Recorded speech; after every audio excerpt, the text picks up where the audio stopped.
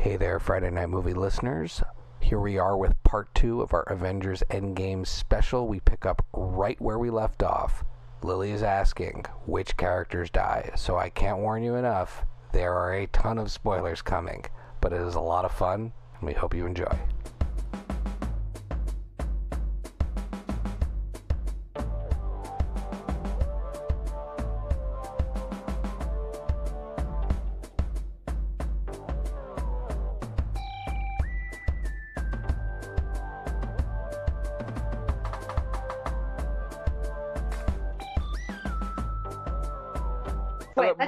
Who are the 4 that die? Well, you have Vision doesn't make it. You have Vision. Well, he can't be brought back because isn't he alive because of one of the stones? Yeah. Isn't that like keeps him? So Vision, and then you have Which is Gamora. fine, nobody likes Vision. That one actually makes sense. And then you have Gamora, who Thanos sacrifices in Infinity War to get the Soul Stone, and the idea is that she can't be brought back because she was like treated for the Soul Stone. Same thing happens. Real sad. Yeah, same thing happens to Black Widow. In order to get the Soul Stone in this movie, she dies so that they can bring the stone back. And then it's like the very ending. You sure you want me to tell you the very, very ending? I mean, is it Cat? It's Cat. No. In fact, he dies of old age. Yeah, we'll get into the battle of one of my favorite scenes. My favorite moments. And at the very, very end of the movie, the final snap is given by Tony Stark. Well, why are people snapping? That's exactly my point. This movie is like fucking blowing up the Death Star with how many snaps there are. The stones kill him. The power of the stones kill him. Oh, good. Thank God. No more Iron Man movies. No more Iron Man movies. But this although is, they went at Pepper. So what you're saying is Pepper Potts gets brought back, but not. She also gets her own Iron Man suit. I can't even tell you. I have this moment of being like, see, we do have all these female superheroes. I'm like, don't you dare put Pepper Potts in there pretend she's one of the ladies. So this is really important. This is really important to me. With that. Because this is really important to me because I have already said, we said this a while ago, where I said I want to see an all-female Avengers movie in the sense that they now have characters that are so good. They just killed Black Widow. They could have chosen somebody else. Yeah, they literally just killed Black Widow in the same movie. But I mean, so they have, but they've now with Shuri and with Valkyrie and with Captain Marvel, you have a large group of really interesting and fun characters who have good chemistry. Gamora, right? You've got these great female characters. Wasp. Nebula, Wasp. Like, it isn't the early days of Avengers where it was all dudes. And so I've been saying for a while that I would love to see that movie not because they're female, but because those characters are just so strong, you don't need to have the other ones. And then the moment there where they assemble them all together, to me, was so, like, it was cool because you had all the female characters on screen together and it was a nod, but on the other hand, it was beyond pointless that it diminished them because they did. Captain Marvel, who blows up Thanos' entire ship by herself, with one shot, is charging across the battlefield to deliver the and it's like, how will you get there? And then all of the female characters appear. Protect you.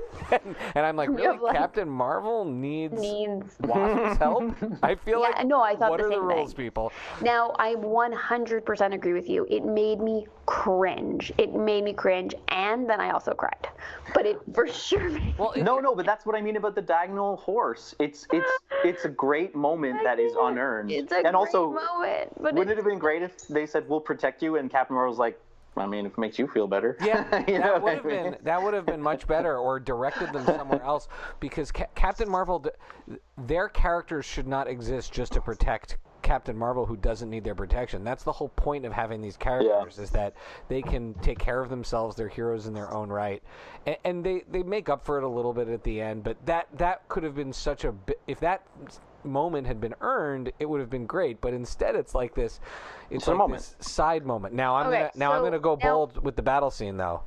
Okay, go bold because go. What I think was the most unearned moment of the movie is Captain America holding that. Oh my God! That hammer. By the way, he takes it from the past. So let's stop talking about how you can't change the past. Because then now Thor doesn't have a hammer in the entire Thor doesn't have a hammer for after the second Thor movie. It's fucking absurd. He brings it back though. He takes it with him when he goes in the time machine at the end. Oh, stop it! It's like It's But like, I thought only Thor, a god, demigod, or whatever, could actually pick it up. well, no, you have to be worthy. No, but you have to be worthy. by the way, Why which do is you one of feel my that favorite was moments. unearned? It was one of my favorite moments in Infinity in Age of Ultron. Is that little subtle hammer move is so great, right? But then in this movie, he doesn't pick it up and throw it to Thor. He picks it up and spins it around like Thor, and then uses lightning powers.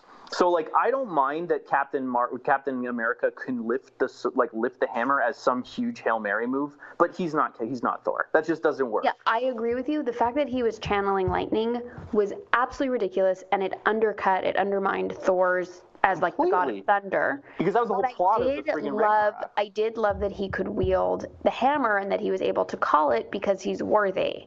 I like that. For me, when that happened, I cheered shy. I thought it was great. Moment. Was it? But then when he started channeling the lightning, I was like, bullshit. You're not a demigod. No, no, thank you. Look, Cap. But I did love the moment. Cap He's being worthy of holding the hammer. It filled my heart. I got teary. It was exciting. Yeah, super cool. And I guess I read somewhere that maybe there's some reference in Age of Ultron where they're all trying to move the hammer, and maybe he moves it a bit. Yeah, he moves it like a millimeter. That's what they said. Yeah. And that part's all great. And so like, I didn't remember that at all, though. So for me, I'm like, what is going on here? But by the way, if he just lobbed it over to Thor, you would have went, what? You know, it would have been one of those moments. Like, there's another movie where somebody just walks in and grabs something they're not supposed to grab and tosses it. What movie was that? Anyway, it's like a beat in another movie. But can I like go on that same note? Can I make a couple of other shitty passive aggressive jokes? Like, yes. What about my favorite kind of joke? Okay, so by the way, Lily, the plot is that Tony Stark makes another Infinity Gauntlet to put the stones on, right? Oh, why? Well, remember in the other movie where they had like the like giant dwarf who used the power of a sun to forge a glove for Thanos? Remember that whole plot? And like Thor had to that was in Ragnarok. Yeah, no, it was Infinity War. Infinity War. So you know that like they said it needed like the power of a sun, and you know who built a glove off camera? Tony Stark. That is true. I didn't even remember that, but you're right. But I was like, just to get a good size magical hammer, you need the power of the sun and like a dwarf on another planet. But they also said that's where Thanos got the glove. No, that's where he made the glove for Thanos. That dwarf made the second glove Tony can make. He made it out of screen, out of parts. Yeah, he just made it. It's fine. Don't worry. Iron Man parts. Yeah, I had the pieces. I ordered them off Amazon. Like, so anyway, the other thing too is it's a human shape, and then they go, well, who's gonna wear it? And then there's this sort of selfless moment where Hulk says, I'll wear it. So the glove magically transforms, like in that Tony Starkian kind of like unfolds and folds back up into Hulk-sized glove. So not only has he made an Infinity Gauntlet that he said he was gonna wear, he made it just in case Thor-sized, right? Now you're going. Now, Tony, love it. I love that you made a glove off camera. Fine, no problem. I love that it can hold the Infinity Stones. You think it's a bad idea that it can get big enough for Thanos to wear? Do you think we should keep it? Do you want to keep it small enough so that Thanos can? And then you go, okay, fine. Hulk's going to put it on. Okay, good compromise. Now, you know how you put jets on all the pieces of your Iron Man armor in every movie so far, so it can fly off and come on? Do you want to put some jets on that glove in case Thanos puts it on? You know what I mean? Like. Jet off him and go to you. Can I ask perhaps a silly question? Why make another glove?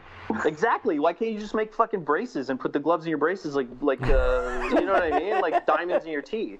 Like No. I mean, why do they need to make some sort of apparatus, braces or glove to bring people back? That's the idea. They're going to snap again and undo the snap. Right, the snap.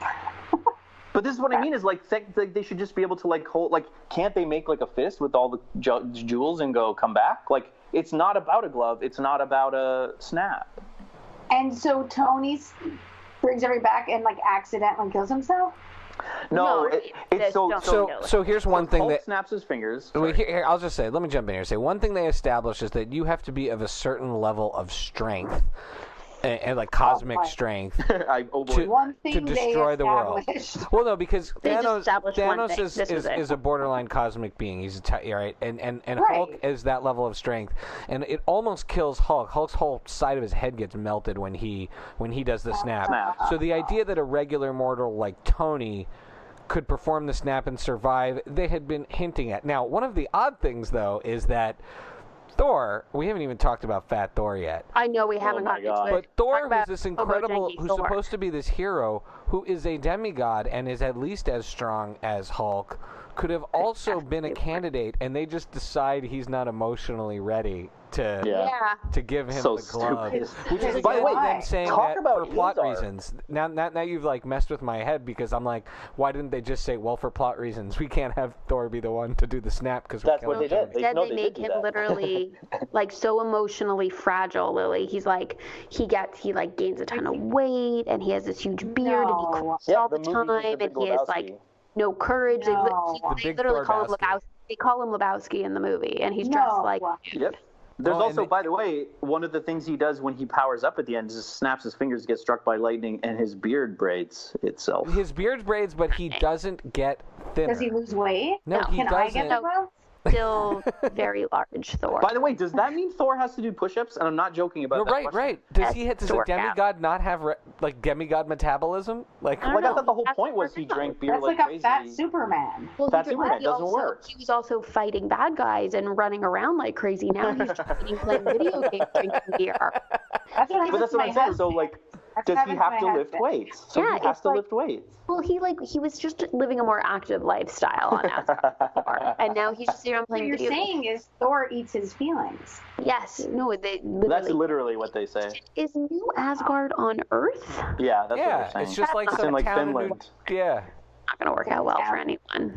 No, a town in New Jersey next to Americans are not going to be receptive to So that. so Fat Thor was funny, but it was also, and Chris Hemsworth, who I think is, I'm glad that he's not being jettisoned, because that guy is he's the a best. bona fide movie star. He can Yeah. do comedy, he can do action. I'm gonna see this new Men in Black thing just because he's in it. Him and That looks Tessa like a Thompson piece teaming of up. trash, but Yeah, that trailer is delicious. not That's the good. only thing. No. Why wasn't Valkyrie included in the like time Endgame. travel Plot Avenger? reasons. Is it like why I wasn't think she? Well, they can't have. Also, have they at some point cut they it never off. explained how Valkyrie survived the supposed to slaughter of assume. all of Asgard. Right, but they just No, she does survive with Thor. No, right? they don't show it. No, they don't show it. They make you- It all happens off camera. they make you Yeah. guess for that whole movie that What her fate is. what her fate is after Thanos kills everybody on that ship. So that's kind of a bummer, because I think you're robbing us of her ingenuity, and you know, Yeah, she was barely. It was very. it was that was a bit of a bummer. But was a bummer. I just think that like it's again credit to Chris Hemsworth who just sells it, but it was an odd plot device to kind of like handicap the Avengers, tie a hand behind their back that Thor is mopey. Yeah, and by the way, like, remember I was saying earlier about like the messy future? Like, Smart Hulk is a nice knot to have to untie. Okay, but can you guys quickly just give me all the personality changes? Okay, you have Smart Hulk. Yep. You have But like handsome Smart Hulk, it's very strange. handsome Smart Hulk. Who takes Where's selfies? Venus? Crybaby Thor. Yeah, Crybaby Fat Lebowski. Thor. Lebowski Thor. Okay, Big Thorbowski. Family man, Tony Stark. Family Man Tony Stark. That's true. Who also Donovan, casually invents stuff overnight still with all the Right. stuff, even though he's cast off technology and all this kind of thing. Yeah. Okay, Iron Man, who literally doesn't make sense. And then, what was the last one? There was another one that you guys said changed. Oops, we made Captain Marvel too powerful. Oh, right. And Captain America becomes like emo Jughead from Riverdale. Yeah. No, He Captain stays the America? same. He's still he's Captain being America. true to himself of like he's always trying to find the bright side of things, and deal with things and cheer people up, but it's just like a lot. By the way, there's a fantastic fight between two Captain Americas that is awesome. Makes no sense for the movie that they're telling you you're watching. Yeah, there's a cap on cap fight. But it's funny because he thinks are in this movie. If 12, 25. Just don't think about it. You can cut together a good movie from what's in here. You think? So I say we're seeing I always felt like we're watching the scenes in between the good scenes. That's how the movie felt. Whereas a good movie is usually just the good scenes. Yeah. I want to see the 84-minute version of this movie. But by the way, there's also a scene in it where, so we go back to Avengers 1, and Hulk is essentially a monster, right? Like, that's what they've told you. Like, he's an out-of-control monster. And, like, the most in control he is he chooses to beat up Loki, right? Like, that's the thing they do. In this movie, there's a scene where they're showing you, like, the ha-ha-ha after the fight, and all the Avengers get into an elevator, and they tell Hulk to take the stairs. And he goes, oh, Hulk doesn't take stairs, and then walks down the stairs. And it's, by the way, legitimately funny. But, like, we're still with Monster Hulk. And all of a sudden now they're, like, telling Hulk, hey, man, take the stairs. Like, as if they're bros. It's such a weird moment just to separate Hulk from the rest of the group. You know, like, they do a lot of that kind of stuff where the retconning is, like, just fan art. It's just, wouldn't it be funny if? And right, which is what Instagram is for. Instagram, exactly. It felt like I was looking at someone's Instagram feed. Like, you know, like superfan Instagram feeds where, like, they do something kind of funny, but it's, like, weirdly sentimental and, like, overly fanny. Yeah. And it's like, what if Tony Stark and Iron Man almost kissed, you know, or Tony Stark and then Captain America almost kissed, you know, like those kind of, like, that's what the movie does over and over and over that drives me a little nuts. So not the kissing part. So again, as the Captain America of this group, as the Steve Rogers of this group, bringing in the positive, I think. Okay, so if you boil this down and without taking all the very important holes and scenes that we missed and things like that, if you start this thing as the arc in Iron Man 1. And then ultimately, really with Avengers all the way through, it's particularly Civil War, which really kicks off the plot that you're resolving here, the story that you're resolving here, is the end of Civil War, is the Civil War between those two. I think if you strip a lot of it away, ultimately what you're dealing with here in this movie is the resolution of that tension between Iron Man and Tony Stark, and everyone saw it coming. And I think that. And they did it the way they had to do it, which was Tony Stark has to do something selfless because we know Captain America would. Yeah. He's got to learn his lesson from Captain America, essentially. Yeah. And everyone knows Chris Evans wants out of the series. Right. And so does Downey Jr. They're all. I mean, I didn't think Robert Downey Jr. And by the way, I feel like he's willing to make a lot more money. I don't think Robert Downey Jr. is out of this at all. No. I think we will see him in Spider-Man: Far From Home in a video for Can you guys explain to me why they said that the was it the Spider-Man trailer that came out too soon because it had spoilers of Endgame? Oh, just because Tony Stark's not. They discussed Tony Stark being dead. So the thing with because Far From Home. So think of Far From Home. Pissed. So Far From Home is the last movie of this phase. So Far From Home is the last movie of this phase.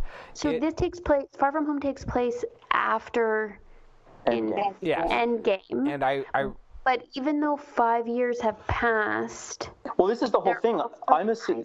The only way this works is if all the kids who got snapped got, like, it has to be. Coincidentally, all the main cast of Homecoming got snapped. Now they're back. Exactly. They're alienated because everyone else is 5 years older. Right. They're stuck in high school, so they go, fuck it, let's go on vacation. That's the only way that works. Because when Spider-Man sees his best friend, it's as if the best friend survived and Spider-Man didn't. That's the look on the friend's face. And I'm like, but that doesn't make sense. Why are you both still in high school? Yeah. So that's weird. I never thought about that. Because the look he gives him is like, you're back. But then, like, that means he would have survived. But Spider-Man didn't survive. Like, Spider-Man also disappeared, so he gets to stay the same age, right? The people, but the best friends. That means his friends all had to be snapped. Yeah, they were all snapped. They were clearly all snapped. Convenient. But that's fine. It's totally fine. It's like, really? So, like, Flash? You know what I mean? Like, that's again, Yeah, what's that? Quick question. Sorry, it's a non sequitur, but it just made me. Thinking about this whole thing of like who's coming back to life, who was dead. The last scene, the last shot, or one of the last shots, when they're like doing the memorial for Tony Stark, and then you kind of like look up, by the lake and see everyone's face.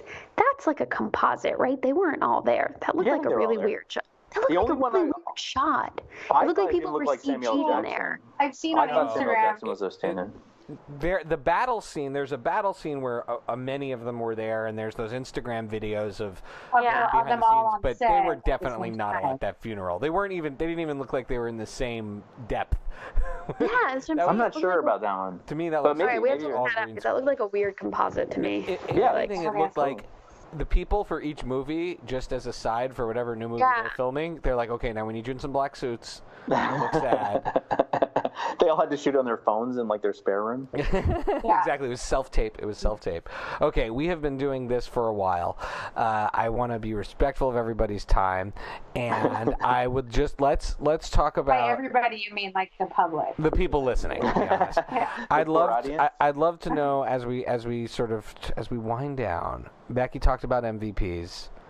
Who was your? You get to pick one. There's choices here. You have to make a choice here.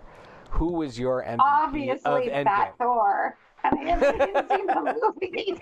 Yeah, but my favorite character who's from another movie. So Lily didn't see the movie, and she picks Fat Thor. Becky, who do you pick? 100%. I actually have to really think about it a second. Yeah, I know that's Who's a tough your one too idea? because. No, but I get it because who kind of because it's I wanted to spend the most time with Ant-Man, you know what I mean? Yeah, but he's the most Interesting. he's the best comic relief. So my favorite scene is Captain America and Black Widow talking about when he's trying to cheer her up about seeing whales in the river. That's my favorite scene in the whole movie. Oh wow, yeah. That's great. That's the thing is that scene for me captured enough of the depth and the sadness that I didn't need to see it again. I didn't need to see 5 other scenes about it. That was the scene. The opening scene with Hawkeye and then this scene. That was perfect. Yep. But I even liked Thor talking to his mom. I thought was amazing. No, that was great. But then he grabs the hammer and leaves, and it's you wrecked it. I thought he was going to grab the hammer and drop it. Just drop it just to prove that he could grab it. Yeah, and then just get his abs back. Yeah. Mine is going to be Ant-Man because what I liked about Ant-Man in this whole story is that in the story with people with superpowers, which I'm not the levels of people's superpowers were not clear to me. He is immortal. He's amortal. He's not particularly bright, although they made him much smarter in this movie than any of the other movies. For plot reasons. I liked him being a little bit out of the place. It's kind of the way I love seeing Spider-Man.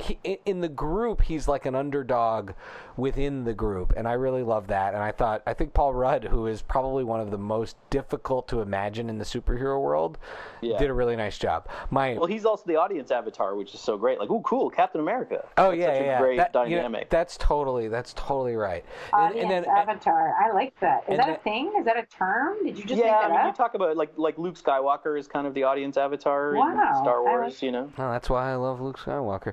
I guess maybe we're figuring something. We've learned more about me today.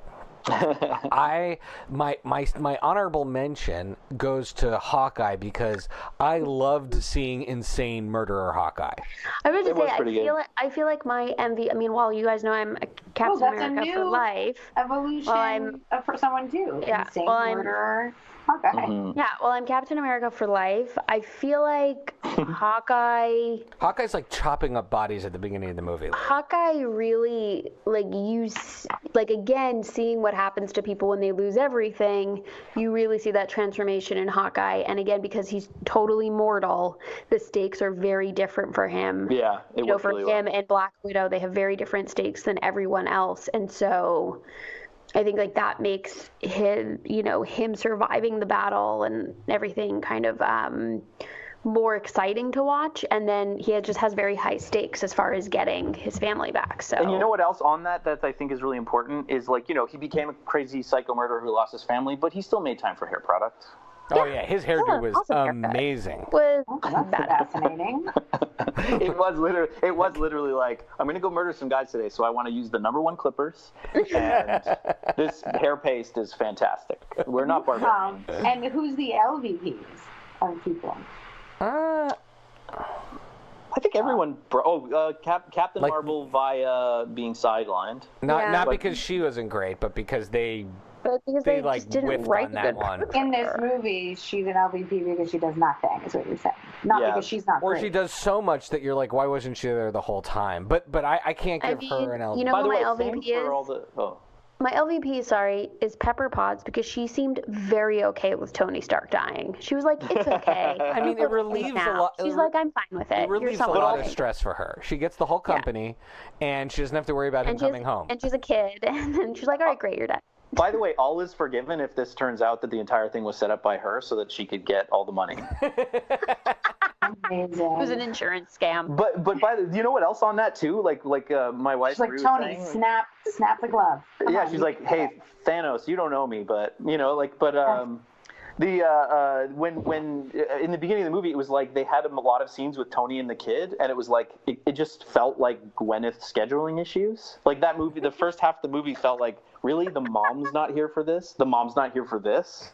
Like it had that kind of feeling. It's not like she was working. Like shit got real, you know? Like literally there's a line where like she's upstairs. But you know what else it was always pissed me off because it was always such the mistake in casting Gwyneth Paltrow in that role. I know, like it's not like, for a franchise that has 22 movies, don't cast someone who's busy. Yeah, and doesn't really want to do it. He doesn't want to do it. Because they got rid of what's her name really quick because she didn't want to do it. Natalie Portman. Natalie Portman. No, but I was gonna say too is like one of the things about the LVPs thing is also like the entire cast of Black Panther. You know what I mean? Like none of those people showed up. Like why did they sideline them too? Like they got Captain Marveled as well. Like there's a scene in it where to be fair, they're dead until the last battle. Oh no, wait, they're not. No, not. I don't know the character name, but there are about 4 of them that didn't get his snapped. warrior They're from the main characters. His general and. Why wasn't she going back in time with them? And they have crazy, amazing technology. That's would have been so helpful. Like all the vibranium, what that could have done to help them get the Infinity Wars. Exactly. And they definitely could have built a gauntlet using vibranium. Oh my God! Sure. By the way, the Wakandans making a gauntlet while the rest of the movie's happening is like a thing. That would be an amazing story. Right? Like the science behind building a gauntlet with Shuri kind of driving. 3 of you can write a better movie.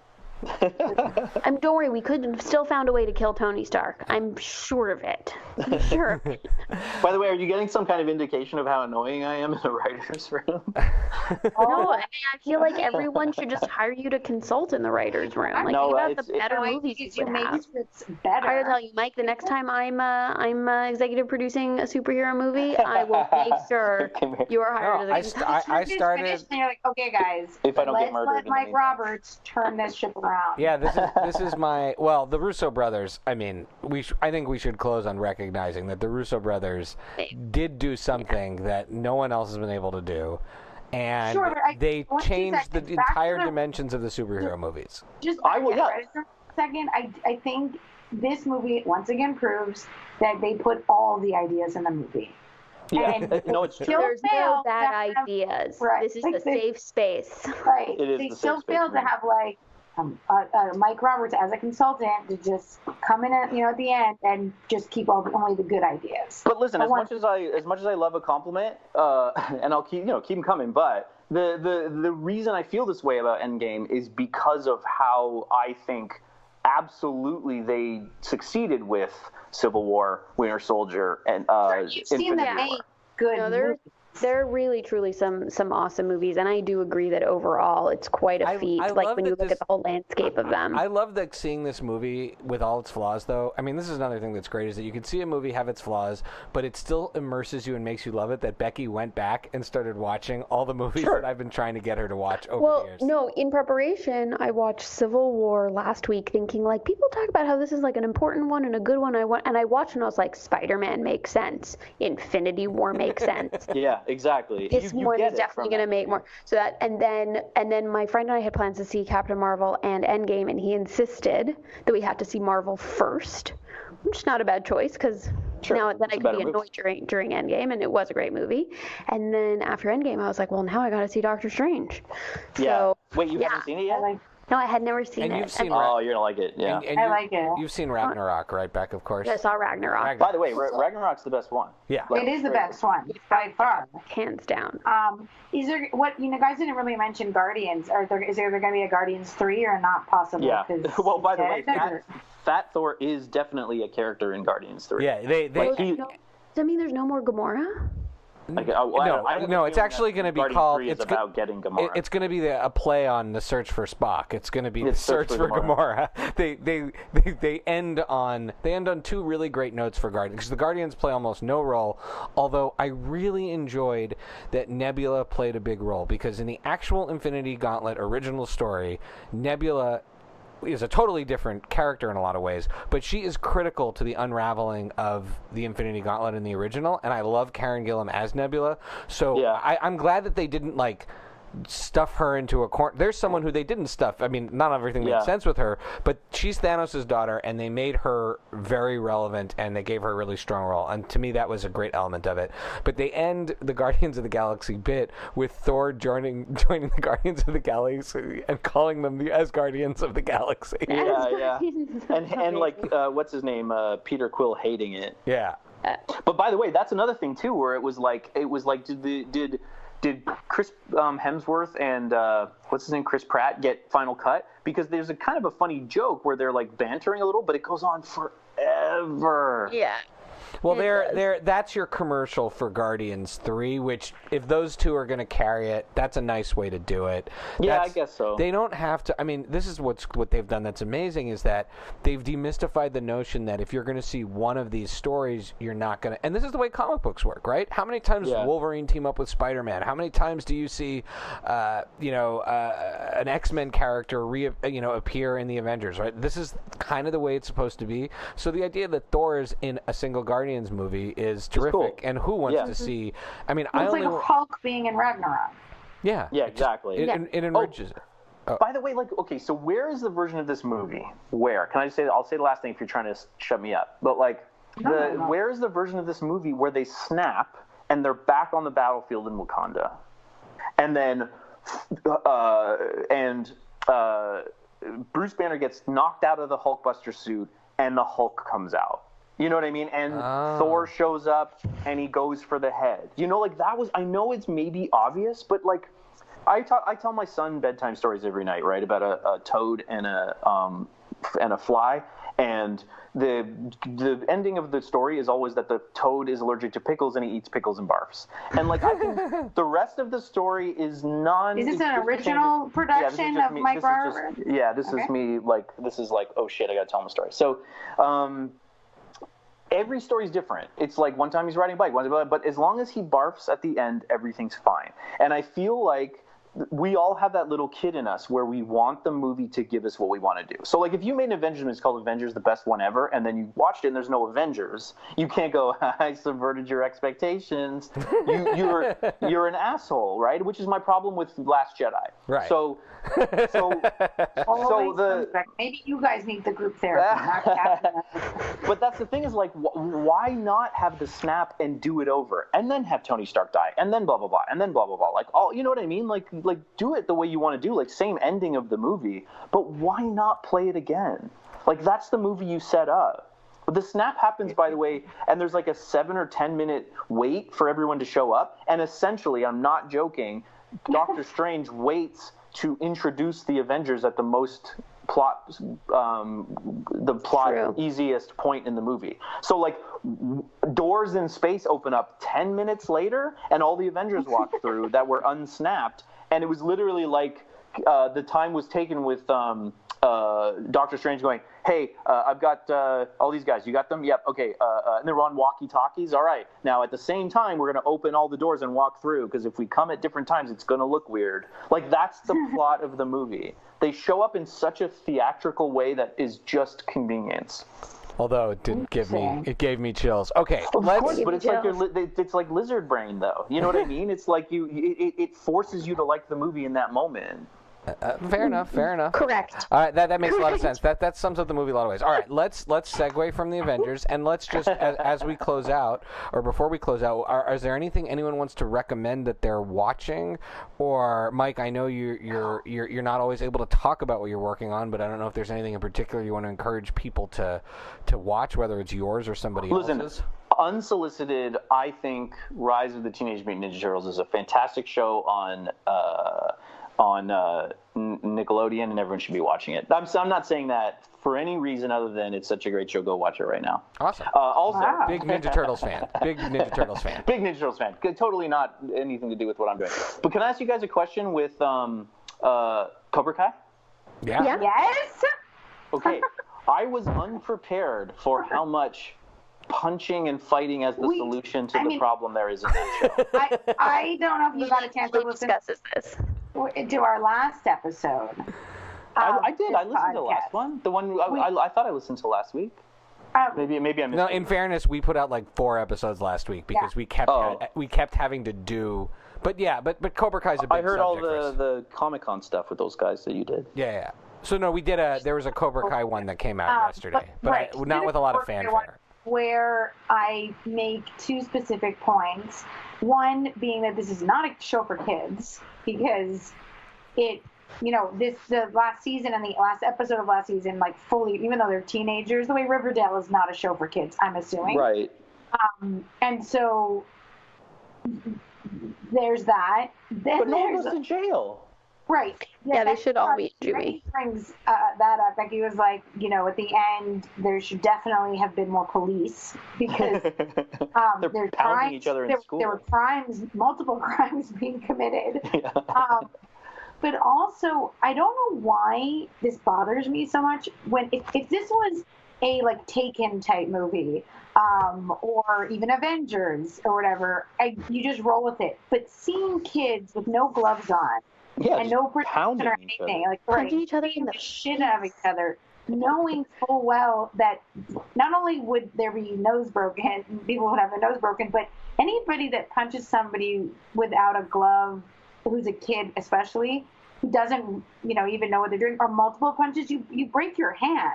It just doesn't make sense. No, they wear gloves, and that's what because by the way, the original one was don't fight not at a tournament. That was kind of, you know what I mean? I just think everything about the show works except for how much kids pounding on each other there is. I think they really raised that this season, and that was one of the things that I would say is my possible complaint. So the point I would make about that is that however much Daniel and Johnny hate each other, they actually do show restraint. Both of them do.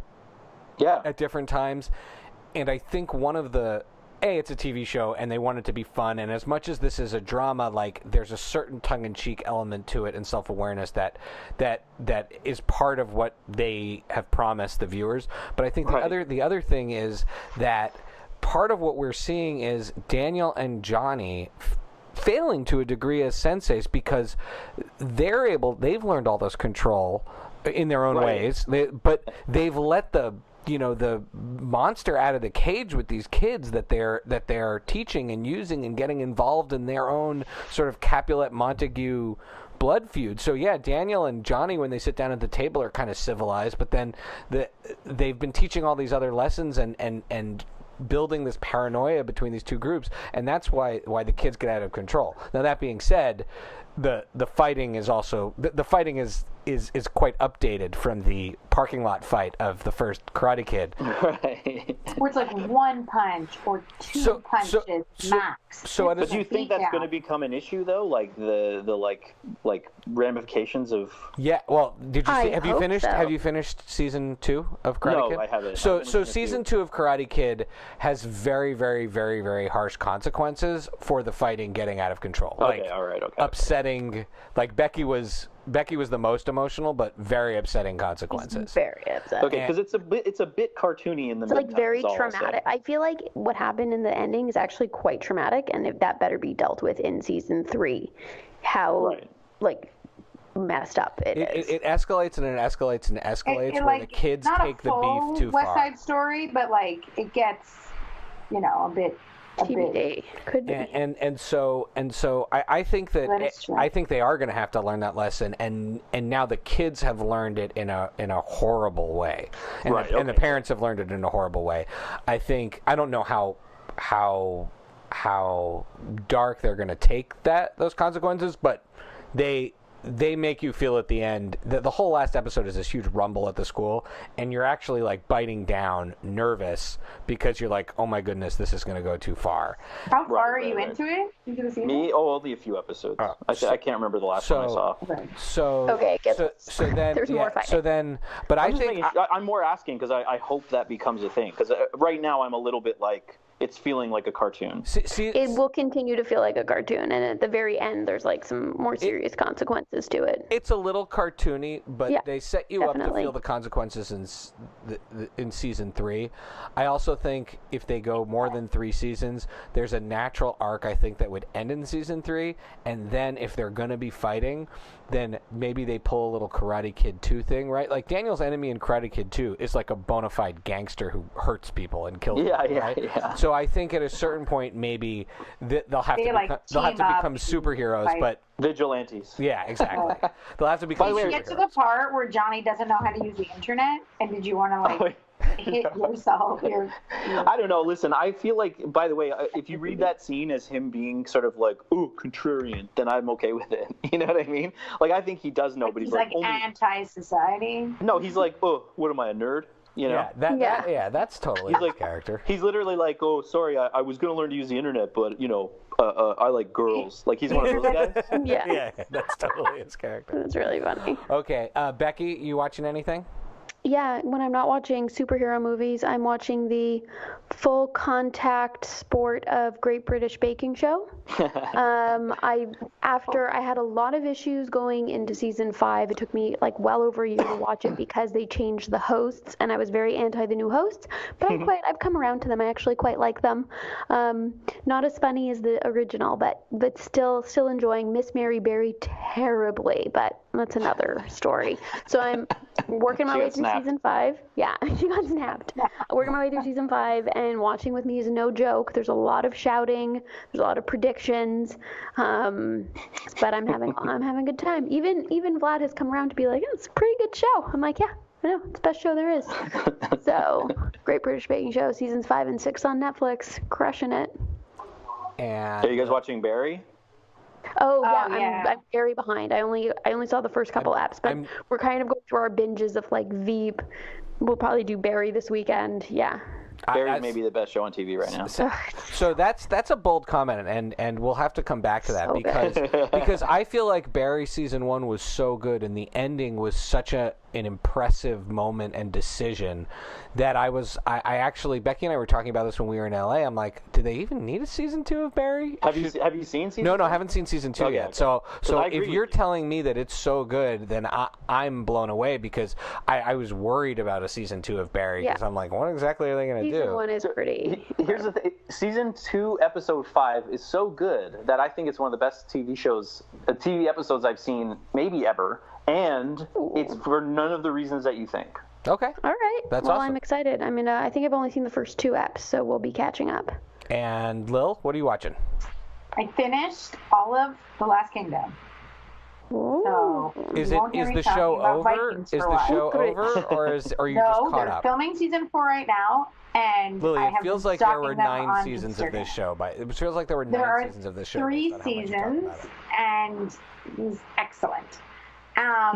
And I am heading back to finish Deadly Class because we're going to be hanging with Luke Tenney at Comic-Con, so I figured I have 4 more episodes. That is totally true, and I really like Deadly Class. I think Deadly Class it's not perfect by any means, but it wanders. It kind of wanders around a little bit, but it's entertaining. And I love the cast. I absolutely love the cast. Those kids really, really, really have really grew on me, and the characters. And anyways, I really liked the way season 1's last episode is nuts, but I enjoyed it. I'm watching Billions season 4 with Allie. We're working our way through it, and I love that show. Season 4 is the best season of that show, but only because you've gotten through seasons 1 through 3, and they've really flipped. 1 through 3 is amazing. They flipped the dynamics in season 4 in the way that I think you kind of have to after 3 seasons of a drama like this. Like, it's not about Axe and Rhodes trying to destroy each other. The power dynamics are changing in all the different relationships, and the acting. You get to see Damian Lewis and Paul Giamatti on screen a number of times, and like that's one of the things that drives me nuts about like a movie like Heat, right? Which I boldly say is super overrated, and they make a big deal about the 3 minutes in which De Niro and Pacino are on screen together, which is fine. It's a fine scene, whatever, who cares? But Paul Giamatti and Damian Lewis are the people driving this show, and you almost never see them on camera together because they're such mortal enemies. Well, now they've been forced to be in the same room together, and the chemistry between those two is absolutely amazing. And I don't know if they can go back to them not having a line of communication between them, because it's so fun to watch them. No, yeah, that's what talk to each other. Season 3 is so good. Yeah. So Billions season 4, awesome, great show on Showtime, great acting. I'm super impressed. Whereas like Ray Donovan completely lost steam at the fourth season. that show shit the bed. Yeah. It's such a good show, and it just like imploded on itself. Yeah, that's one where I'm just going to read the Wikipedia entry to find out what happened in the end. Whereas Billions, it's got a whole new life to it, so that's great. All right, Mike, where can people follow you? The Mike Roberts, both on Instagram and Twitter, I think. That's probably the best place. Yeah. Just get to see all your cool drawings and behind all your drawings, yeah. What you call doodles, I call art. They're my warm-up drawings. Oh, my goodness. These days, I don't have time for much else. Oh, man. Mike's warm-up drawings. My goal is everybody looks bad. Is to at some point get to be able to make Mike's warm-up drawings look art. Wait, I know we have Pixar people in the orbit, so I can't say anything. You know what I mean? Not on this phone call, though, so don't worry. And Lily, where can people follow you? Chi K Gomez on Twitter. I am back, people, as Lon's recognized. You start noticing you get likes from me when I show up again, so I am back. Welcome back. Becky. You'll follow me on Twitter at PaperVKPrincess. And you can follow me at Pancake4Table on Twitter and Instagram. You can follow all of the Friday Night Movie fun at Fry Night Movie on Twitter and Instagram, and FridayNightMoviePod.com. And the march to the All-Star Comic-Con in Tyson's Corner, Virginia on June 8th and 9th is coming. We are going to be there with T-shirts and a spinning wheel and little photo booth props and our podcasting equipment, and everyone who hears this who wants to come up and do a bit with us on the show, you are invited to do it. It's going to be a lot of fun. And with that, the music from What Does It Eat will kick in, and we will dance our way into the evening or morning, depending on which time zone you're in. Bye-bye, guys. Bye. Bye.